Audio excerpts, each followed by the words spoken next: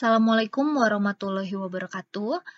Pada video kali ini kita akan membahas mengenai fungsi naik, fungsi turun, dan titik stasioner, di mana ketiga istilah ini adalah subbab dalam materi turunan fungsi aljabar. Nah, apa itu fungsi naik, fungsi turun, serta titik stasioner? Ya, suatu fungsi dikatakan naik jika X bergerak ke kanan, grafik fungsi tersebut bergerak ke atas. Sedangkan fungsi dikatakan turun jika X bergerak ke kanan, grafik fungsi tersebut bergerak ke bawah. Kemudian untuk titik stasioner ini adalah titik di mana fungsi berhenti naik atau berhenti turun. Nah, sebagai ilustrasinya ada contoh grafik seperti ini. Kita lihat. Ada titik X1. Nah, kita lihat sebelah kirinya ya. Sebelah kirinya ini grafiknya turun karena semakin X ke kanan, grafiknya bergerak ke bawah. Maka yang sebelah kiri X1 itu adalah fungsi turun. Kemudian yang di sebelah kanan X1 hingga X2 ini dikatakan fungsi naik. Karena ketika X-nya bergerak ke kanan, fungsinya itu atau grafiknya bergerak ke atas. Kemudian di sebelah kanan X2 hingga X3 ini adalah fungsi turun. Karena semakin ke kanan nilai X-nya, grafiknya bergerak ke bawah atau menurun. Kemudian yang di sebelah kanan X3 ini adalah fungsi naik.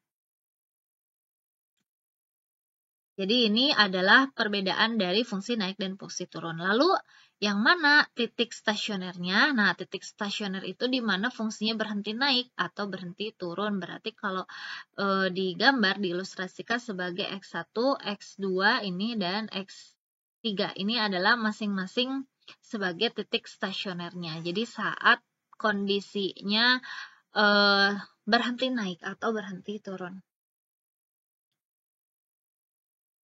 Nah, kemudian apa hubungannya dengan turunan? Nah, kalau kita mau menentukan interval naik, turun, atau titik stasioner, ini kita gunakan turunan pertama dari fungsinya.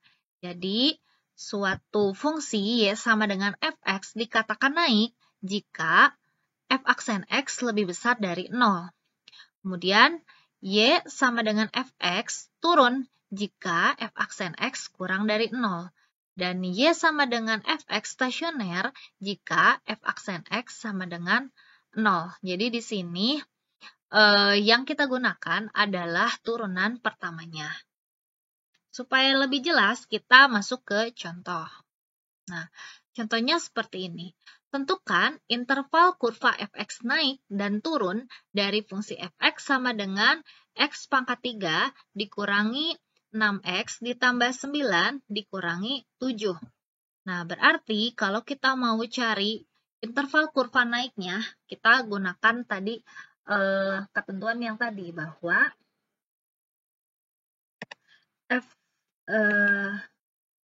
fx naik jika fx naik jika f aksen x lebih besar dari 0.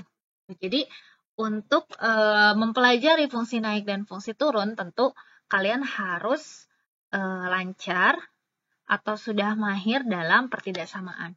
Berarti di sini kita cari turunannya dulu ya. Turunan dari x pangkat 3 adalah 3x kuadrat. Kemudian turunan dari min 6x pangkat 2 berarti min 12x. Kemudian turunan dari 9x adalah 9. Turunan dari min 7 adalah 0. Nah, ini harus lebih besar dari 0. Karena yang diminta adalah fungsinya naik. Nah, kemudian ini boleh kita sederhanakan dulu. Dibagi dengan 3 supaya lebih mudah. Berarti jadi x pangkat 2 dikurangi 4x ditambah 3 lebih besar dari 0. Kemudian setelah ini kita faktorkan. ambil bilangan yang hasil kalinya adalah 3, hasil jumlahnya adalah min 4, berarti X min 3, X min 1. Karena min 3 dikali min 1 adalah 3, kemudian min 3 ditambah min 1 adalah min 4. Ini harus lebih besar dari 0. Nah, berarti di sini pembuat nolnya itu adalah 3, atau pembuat nolnya adalah 1. Namun yang diminta harus lebih besar dari 0.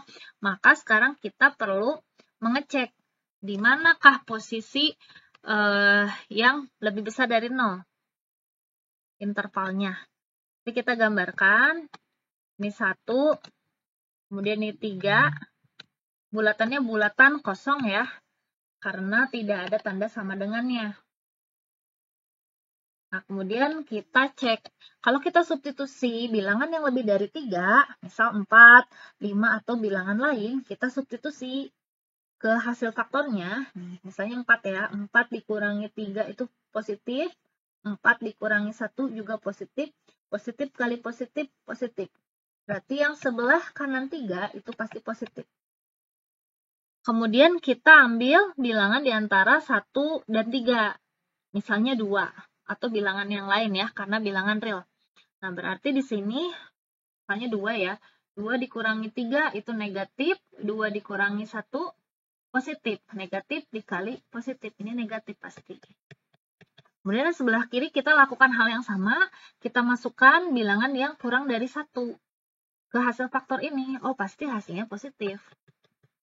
Nah, berarti yang kita ambil adalah yang lebih besar dari 0. Yang lebih besar dari 0 itu yang positif, berarti yang ini. Yang sebelah kanan 3 dan sebelah kiri 1. Nah, berarti kita simpulkan bahwa kurva naik atau kurva fx naik pada interval x kurang dari 1 atau x lebih besar dari 3. Tuh, seperti itu.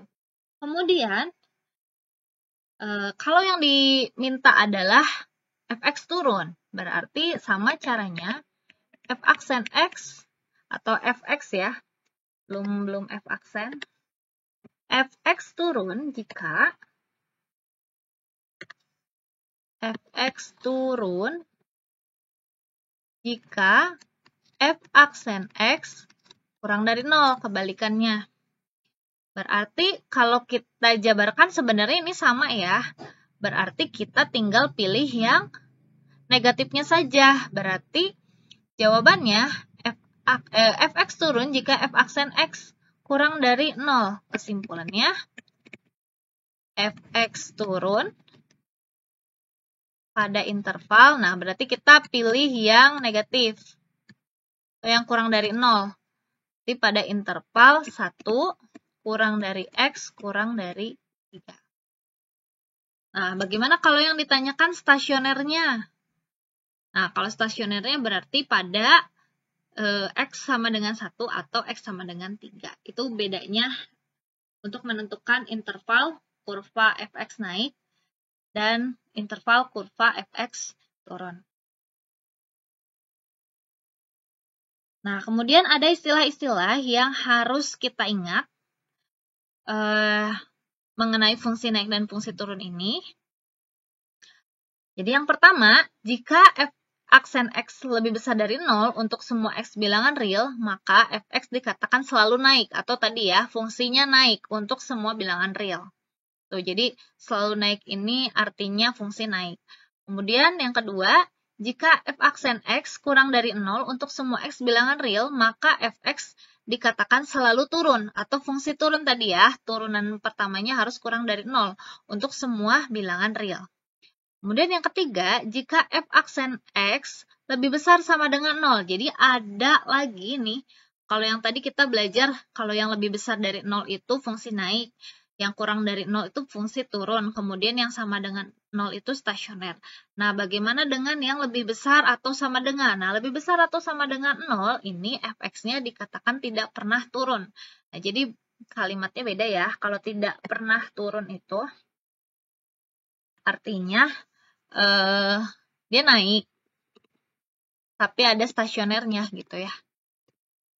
Tadi kan kalau stasioner itu sama dengan 0, makanya di sini tidak pernah turun itu naik plus stasioner. Jadi lebih besar sama dengan 0. Kemudian untuk yang f aksen x kurang dari 0, untuk semua x bilangan real, maka fx dikatakan tidak pernah naik. Kalau tidak pernah naik, berarti yang tadi ya, turun, ditambah ada stasionernya.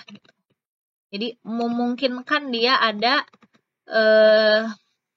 fungsi yang tidak bergeraknya, tidak naik dan tidak turun. Jadi tidak pernah naik itu turun plus stasioner, makanya kurang dari atau sama dengan 0. Nah, kemudian ada contoh, buktikan bahwa fx sama dengan x pangkat 3 dikurangi 3x pangkat 2 ditambah 3x dikurangi 1 tidak pernah turun. Nah, kita cek tadi ya. Kalau tidak pernah turun berarti naik plus stasioner. Berarti f aksen x itu harus lebih besarnya karena naik ya. Stasionernya ada sama dengannya. Karena tidak pernah turun itu tadi naik plus stasioner. Kayak gitu cara mengingatnya. Lebih besar sama dengan 0, maka kita turunkan nih. X pangkat 3 diturunkan jadi 3x pangkat 2.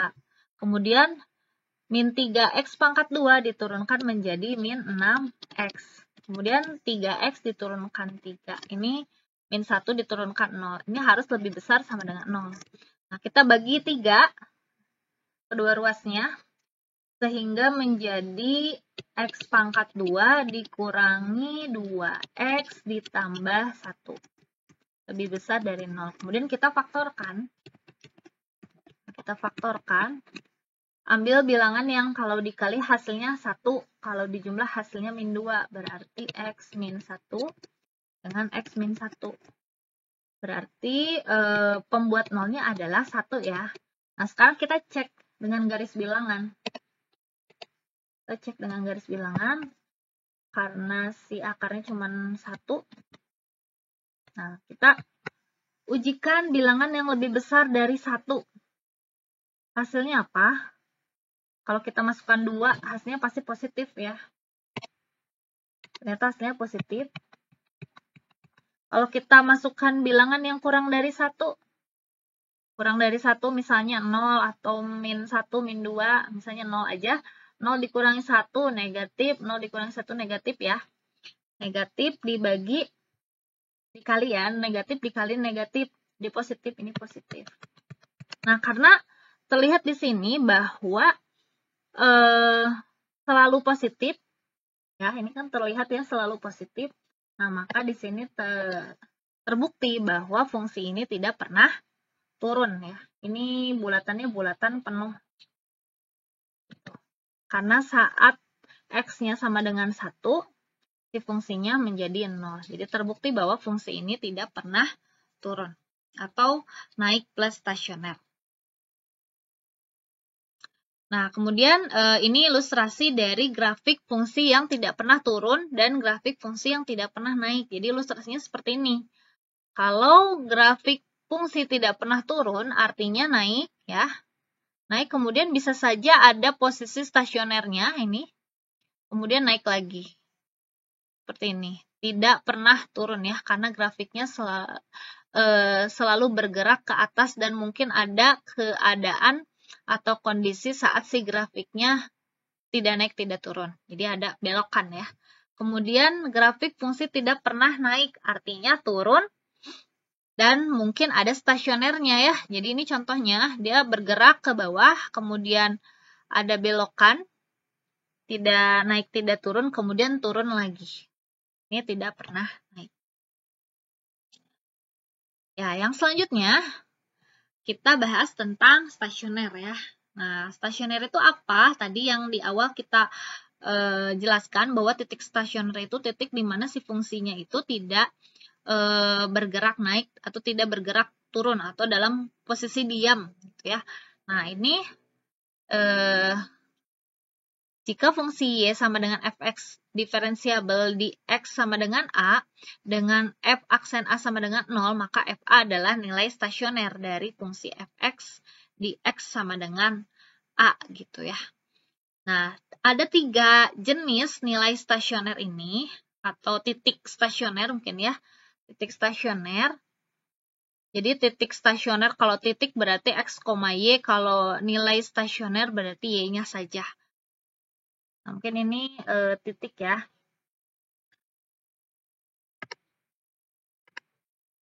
Ini titik. Nah, ada 3. Yang pertama titik balik maksimum. Yang kedua titik balik minimum.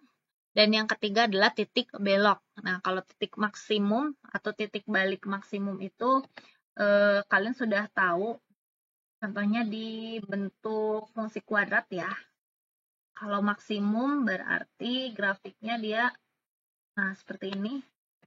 Ini titik maksimum atau titik balik maksimum. Ada juga yang menyebutnya titik ekstrim.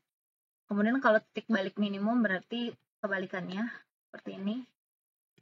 Yang posisinya di bawah ini adalah titik balik minimum. Maksimum, ini minimum. Kemudian untuk titik belok, nah titik belok ilustrasinya seperti ini ya. Jadi ada fungsi, misalnya fungsinya tidak pernah turun ya.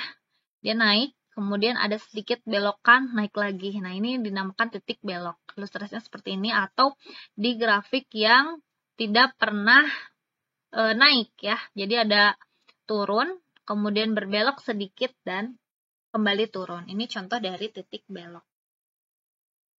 Nah, bagaimana dengan di soal?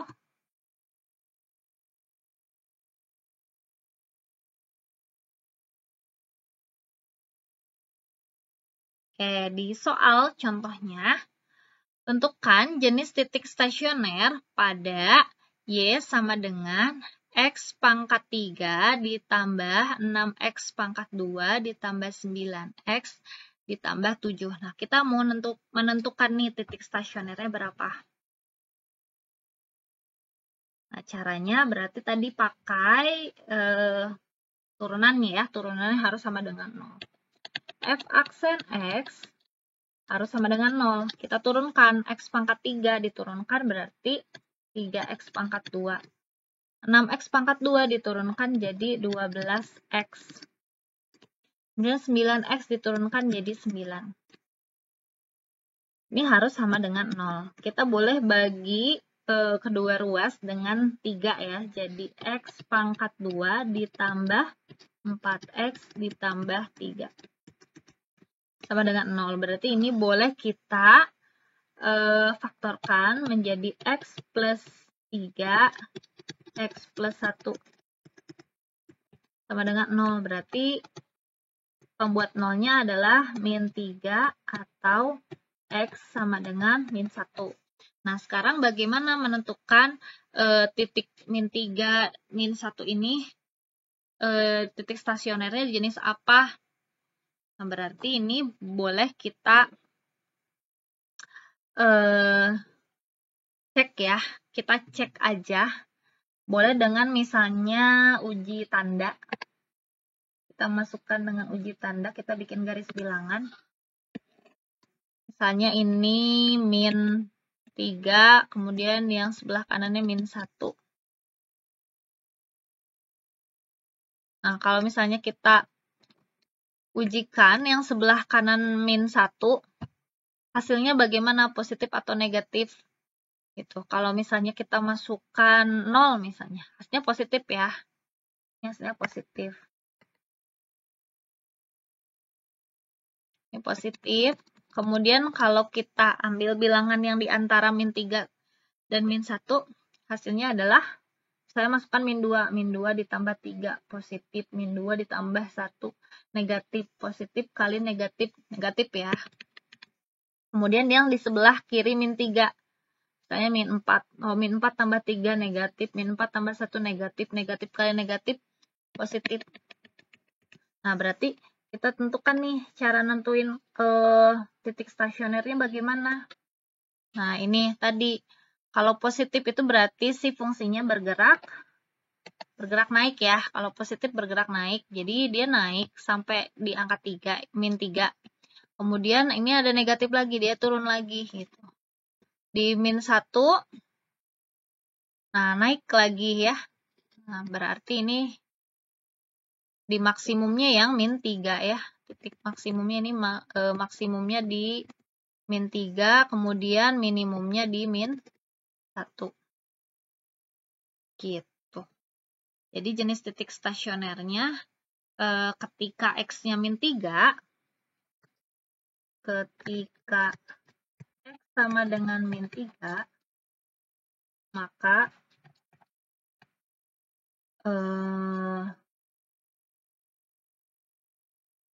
stasionernya maksimum. Ketika X-nya sama dengan min 1, maka titik stasionernya minimum. Nah, bagaimana kalau misalnya kita mau menentukan, kalau titik kan berarti harus ada Y-nya ya. Bagaimana cara menentukan titiknya min 3, berapa gitu. Nah, ini bisa kita substitusi ke fungsi awalnya. Jadi kalau mau yang ditanyakan adalah berapakah koordinat titik maksimumnya atau titik minimumnya, berarti kita tinggal mensubstitusi saja nilai X-nya ke fungsi yang pertama sebelum diturunkan. Oke, sekian ya pembahasan tentang fungsi naik, fungsi turun, dan titik stasioner. Pada video berikutnya kita akan membahas soal-soal mengenai fungsi naik, fungsi turun, dan titik stasioner.